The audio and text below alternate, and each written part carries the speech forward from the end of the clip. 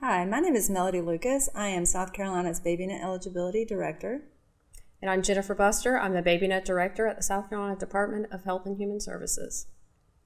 BabyNet is South Carolina's Part C special education program. It is a 0 to 3 program. It's housed in the Department of Health and Human Services, which is our state's Medicaid agency. So all referrals are received one of two ways. You can either refer yourself, a pediatrician, child care, nurse, family friend can refer through the web portal on the DHHS website. If you don't have this address on hand, you're more than welcome to just Google BabyNet and it'll take you straight to our site. Or we receive calls through the 1-866 number. This is not a spam call. We will leave you a message to let you know that it's BabyNet eligibility calling. So referrals are worked by the central referral team. The central referral team is going to make 2 phone contacts to reach you. If we don't reach you, we're going to send a contact information that includes your rights and protections, our phone number, and we will keep your referral open for 7 business days. If at that time we don't hear from you, we are going to assume you're not interested in BabyNet services. If we do speak with you and you are interested in pursuing BabyNet eligibility, we are going to schedule you with one of our local BabyNet intake coordinators. Around the state, we have 12 local BabyNet offices. At this time, you have 3 choices in which we will evaluate your child.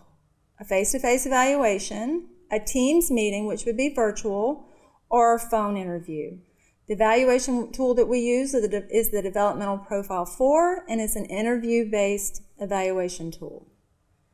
Once that's completed, if your child is determined eligible, we are going to work with our partnering agencies, the Department of Disabilities and the School for the Deaf and Blind. And if your child has a sensory impairment, you would be transferred to the School for the Deaf and Blind. If they do not, you will have a choice of many providers in your county with the Department of Disabilities and Special Needs. Once your child has been transferred, that ongoing service coordinator is going to work with you and your family to develop an individualized family service plan. If your child is found ineligible for BabyNet services, we are going to share community resources, the Developmental Profile 4 results, and you can refer your child to BabyNet at any time before the age of 3.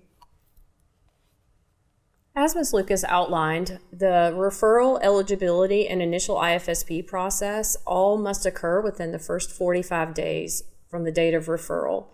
Referral and eligibility specifically, those folks have 25 days to get those pieces conducted. And then the ongoing service coordinator is required to develop the initial IFSP.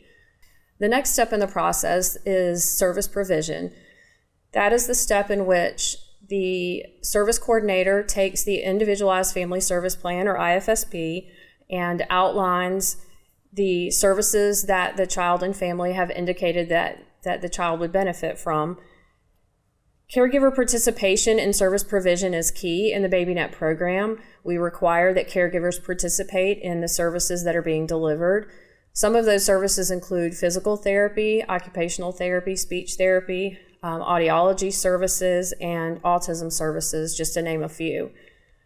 Services must also be delivered in the child's natural environment. It's a key component of the Part C program, and it's important because we want to train the caregivers to replicate the training things that we're discussing so that they can carry those on in the child's natural environment and their daily routines. So bath time, meal time, grocery store, things like that. We want them to be able to continue those services and do those services every day with that child. The next 2 steps are the 6-month review of the Individualized Family Service Plan and the annual IFSP review. Services are reviewed at these times and as often as needed. So service coordinators also complete change reviews at any time there's a change in the child and family's life. At the annual IFSP review, eligibility will also be redetermined. So that's an annual event, and the child can continue to qualify for BabyNet services, or services could end at that time. The next step is transition planning, and that's where the ongoing service coordinator begins discussing with the family what comes next after the BabyNet program. This may include community resources such as Head Start or early childhood programs, or it could include transition to a child's school district. If the family consents, the service coordinator will conduct a transition conference with the child and the family and the school district to discuss whether the child qualifies for ongoing services at the age of 3 at a local school district. Finally, the last step is the child exits the BabyNet program. Children exit in one of 3 ways. They either turn 3, so on their 3rd birthday, they no longer qualify for BabyNet services, or they are no longer eligible at one of those annual IFSP eligibility determinations, or 3, the family voluntarily withdraws their child from the program. Again, BabyNet services are provided at no cost to the child and family, and they are voluntary, so a family can decide to leave the program at any time.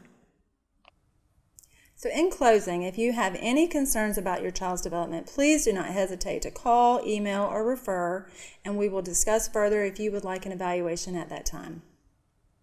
It's also important to note that we work with local agencies, pediatricians, referring hospitals, birthing hospitals, to discuss the BabyNet program and ensure that they also have resources. So if you ever have questions, you can also talk to your child's pediatrician about making a referral to the BabyNet program. Thank you for your time. Thank you.